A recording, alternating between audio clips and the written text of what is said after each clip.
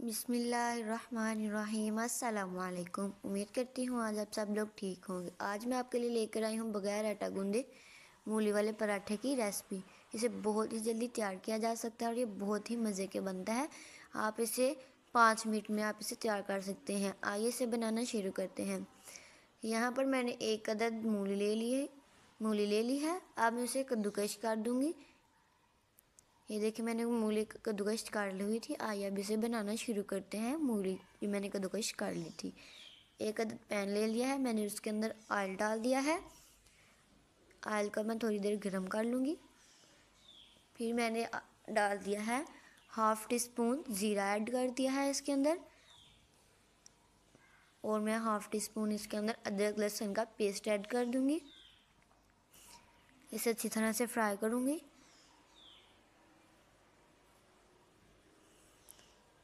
ये मैं low flame पर इसे फ्राई कर रही हूँ।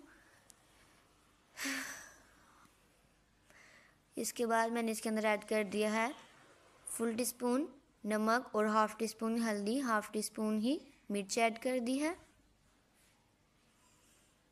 ये देखिए अब मैंने इसे अच्छी तरह से मिक्स कर लिया है। उसके बाद मैं इसके अंदर ऐड कर रही हूँ मूली जो मैंने कद्दूकश कर ली हुई थी।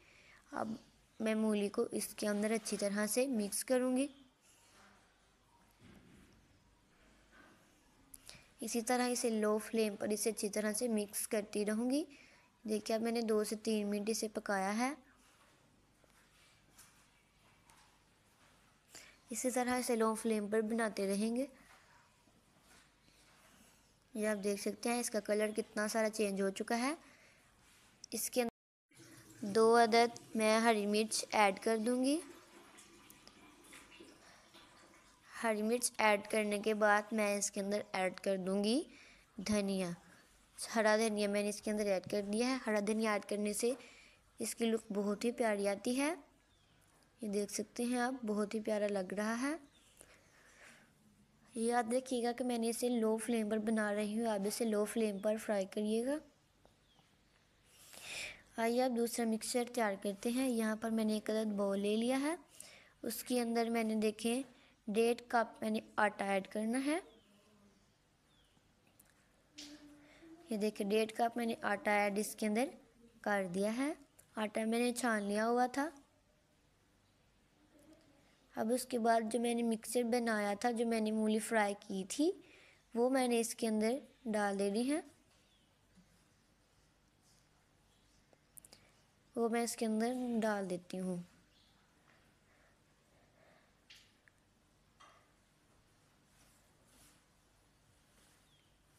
मैं अब इसे अच्छी तरह से मिक्स कर लूँगी। ये देखिए अब मैंने इसके अंदर थोड़ा सा पानी ऐड कर दूँगी। आप अपनी मिक़दार के हिसाब से इसके अंदर पानी ऐड कर दें। ये ज़्यादा पतला नहीं होना चाहिए, ज़्यादा पतला होगा तो ये क्रिस्पी नहीं बनेगा। ये देखिए अब मेरा पानी थोड़ा था, मैंने इसके अंदर और थोड़ा सा पानी ऐड कर लिया है। हमने इसे ज़्यादा पतला नहीं रखना है, थोड़ा सा गाढ़ा रखना है, ये ज़्यादा अच्छा बनेगा। पतला नहीं रखना है, गाढ़ा रखना है ताकि थोड़ा सा क्रिस्पी बन जाए।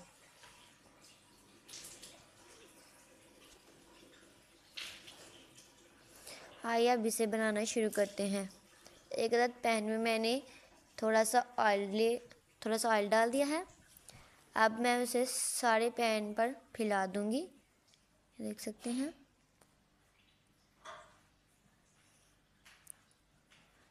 उसके बाद जो मैंने मिक्सर बनाया था वो मैं इसके अंदर डाल देती हूँ। इसी तरह ही मैंने इसे सारे पैन पर फैला देना है।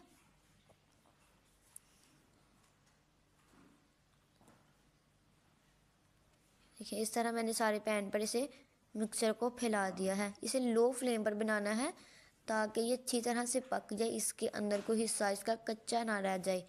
इसे अच्छी तरह से मैंने पकाना है। देखिए मैंने इसे अब पलट लिया था। ये बहुत अच्छी तरह से जो है पक चुका है। माशाल्लाह इसकी देख सकते हैं कि कलर बहुत ही प्यारा आ चुका है। अगर आपको हमारी वीडियो अच्छी लगती है तो सब्सक्राइब करें।